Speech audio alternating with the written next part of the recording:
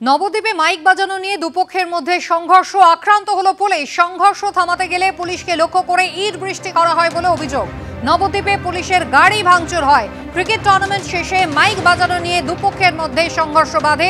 Police থামাতে গেলে পুলিশকে লক্ষ্য করে ইট বৃষ্টি করা হয় বলে অভিযোগ।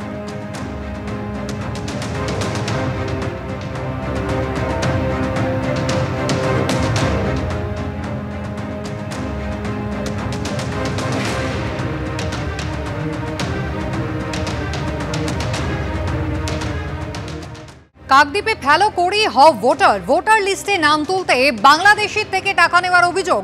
নিউটন কাণ্ডে যখন তোলপাড় চলছে তারই মধ্যে কাকদ্বীপে এবার নতুন অভিযোগ। টিএমসিপি নেতা দেবাশিস দাসের অনুগামী স্থানীয় তৃণমূল কর্মী কাশীনাথ বিশ্বাস বাংলাদেশের কাছ থেকে ভোটার কার্ডের জন্য 10,000 টাকা নিয়েছেন বলে অভিযোগ। টাকা নিলেও কিন্তু ভোটার কার্ড পাওয়া যায়নি, এমনটাই দাবি করেছেন সেই ব্যক্তি।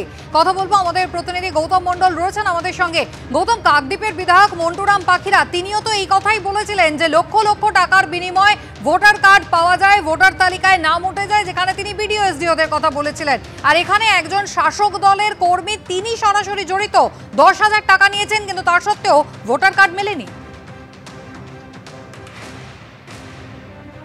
হয়েছিল বিধায়ক মন্টুরাম পাখিরার অভিযোগের ভিত্তিতে।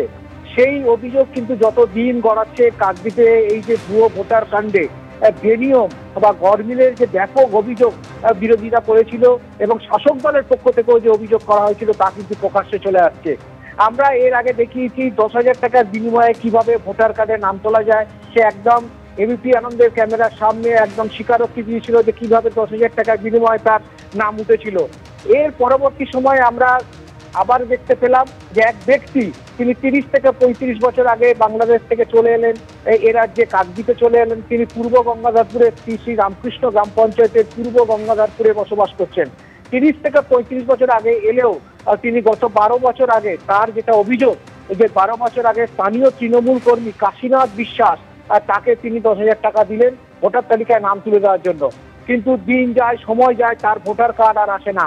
এরকম ভাবে কয়েক বছর যার পর তিনি একাধিকবার কাশীনাথ বাবুর কাছে যান এবং কাশীনাথ বাবু তাকে বলেছিলেন যে তার টাকা ফেরত দেবেন, কিন্তু সেই টাকা ফেরত দিতে পারেননি। গৌতম, তোমাকে এখানে একটু বিরত করি। অভিযোগকারী যিনি অর্জুন দাস, তিনি ঠিক কি অভিযোগ করছেন, কি হয়েছে তার সঙ্গে দেখুন। আমারে বলছে তুমি টাকা দাও, আমি ভোটার করে দিই। আমি তুই আমার এই এলাকার লোক, যাই হোক করে দিলে আমি একটু বাঁচি, যা কিছু রিলিফ টিলিফ পাবো ভোটার তালিকা থাকলে। এটা কত সালে? 12 বছর আগে। কে বললো আপনাকে এটা? কাশী বিশ্বাস, তৃণমূলের নেতা, আমাকে ভোটার করে দেবো। স্যার দাদা, আমি গরিব মানুষ, আর টাকাটা দিলে যদি মার যা, টাকা যদি মার যা আমি দেবো। 4-5 বছর ঘুরাইছি, আর টাকাটা পাব না। ভোটার করে, ভোটার না হলে অসুবিধা আছে, এই জন্য আমার স্ত্রীর ঋণ বন্ধক দিই, ঋণটা বন্ধক দিয়ে টাকা দিয়েছি তার। আপনি কত বছর আগে এসেছিলেন? 30-35 বছর আগে। অভিযুক্ত তৃণমূল কর্মী কাশীনাথ বিশ্বাস তিনি কি বলছেন দেখুন। আমার নাম বললে কি হবে? আমি তো নেই ওতে, আমি জানি না। আমার নাম করে কোনো লোক যদি কোথাও গিয়ে টাকা দেয়, তার জন্য কি দোষটা আমার? আমাকে দেয়নি, আমার হাতে টাকা দেয়নি। এরকম কোনো যদি প্রমাণপত্র থাকতে পারে, যদি দিতে পারে, ঠিক আছে, সেরকম আমার সাজা হবে। তার জন্য আইন কারণ আছে, সাজা আছে। কে করছে না করছে জানি না, আমি এরকম কাজ করি।